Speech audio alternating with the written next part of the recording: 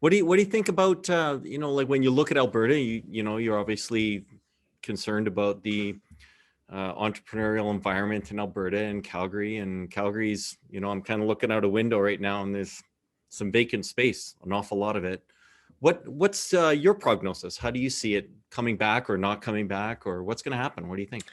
I think Alberta is perfectly poised to Mhm. really have a boom again. I'm feeling really bullish about it, actually. The Yeah. main thing that we have to do is that we have to get government and bureaucracies out of the way of Yeah. business owners, because the kind of stories that you hear, we spend a lot of time talking about taxes, right? And Yeah. the premier, to his credit, has reduced the corporate income tax down to the lowest in Canada. And Joe Biden continues Mhm. to increase taxes on Yep. corporations. We may even be the best jurisdiction in North America, which is Yeah. great.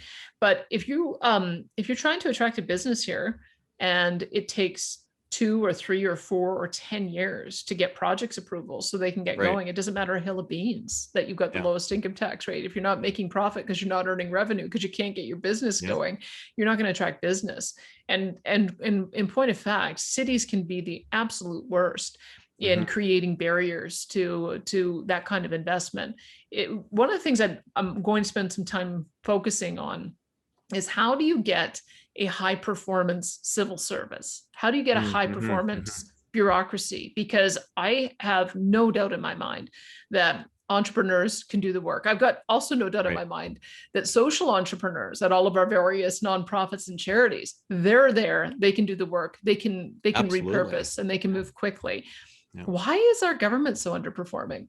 Why does Yeah. it take them forever to get permits approved? Why do they take the position that their job is to stop development rather than Right. enable development? And so I like to call him our patron saint of Alberta Mhm. Enterprise Group. His name is Lance Gilman, and he's Mm.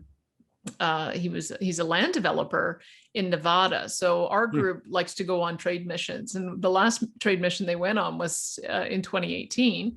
They arrive at the airport, go in Reno, go 20 minutes to this industrial business park, and meet the guy who put it together. It was 107,000 acres, and he Wow. wanted Elon Musk and Tesla to be his anchor tenant to build the Wow. giga factory for batteries there.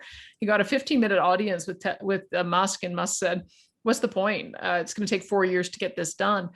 They have a strategy to give a grading permit within 7 days and a building permit within 30 days. And Wow. he was off to the races. He wants now his Wow. factory to be the biggest on the planet that you could see from Yeah. outer space.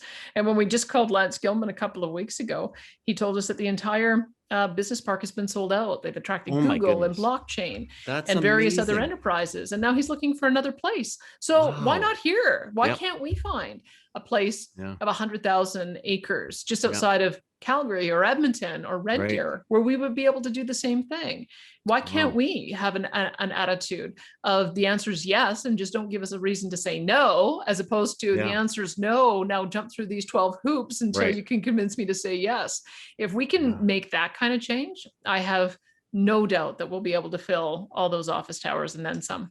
Wow. I think there's room to repurpose. Like there's lots of spaces in Calgary to repurpose and Edmonton to repurpose. And there's lots, it's, I don't want this to come across as though I'm not concerned about, the plight of people who have a problem finding affordable housing. Cause I'm always concerned about that. But at the same time, I feel like dumping money into Calgary's downtown to say, why don't we just make this residential, kind of defeats something. Like I've been involved in building, and the cost of making something that's commercial residential is outrageous. Yeah. And it's I'm really concerned that that's, instead of doing what you're saying and getting the barriers out of the way and creating opportunity and going to Europe and saying, hey, we have a viable product here and an opportunity, you should come. And we're just saying, well, we'll just fill it with people. What people? I don't know which people we think are suddenly available, but why aren't we opening this up for business? Like, completely. And we absolutely should, because look at how much things are going to change. This is the danger. There is a danger for downtowns, and they really do have to reimagine themselves. But look at what is occurring in in all of the major cities is people have been sitting around looking at the walls in their house thinking, Oh, this doesn't work for me anymore. yeah. And there's you're hearing about a lot of movement in properties in the suburbs. And Yep. when you've got that 20 something moving into their late Mhm. 20s or early 30s, and they're wanting to get married and have kids, they want a different type of environment to Sure. live in. And so if we're going to hope that the downtown office towers get filled with a bunch of folks seeking condos, I don't Yeah. think that's the right strategy. I think that people are wanting something quite different now. Yeah. And so that's going to be a real problem. In addition, I don't think that we've done a particularly good job of creating multi-family housing for Mhm. large families. I mean, I've seen all kinds Yeah, of that's right. apartments that Yeah. are 800 square feet. Oh, yeah. But if you want to have, Yeah. two parents and 2 or 3 kids, you need No. something more than that. And so I don't think that those